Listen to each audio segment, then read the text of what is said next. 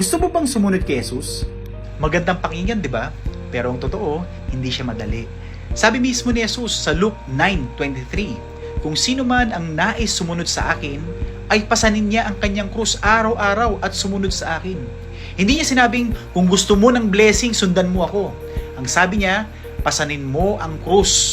Ibig sabihin, handa kang isuko ang sarili mong kagustuhan at pumili ng pagsunod kahit masakit, kahit may sakripisyo.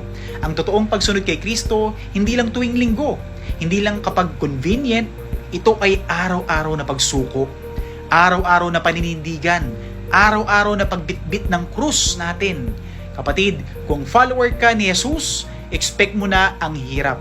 Maaaring mawalan ka ng kaibigan, ma-reject ka, matawanan, ma-challenge. Pero kung para kay Jesus, okay lang mapagod, basta wag bibitaw. Yes, may krus, yes, may sakripisyo, pero kasama mo si Jesus sa bawat takbang. At sa dulo, makikita mong lahat ng hirap sa pagsunod, hindi masasayang. Bakit? Dahil siya mismo ang gantimpala.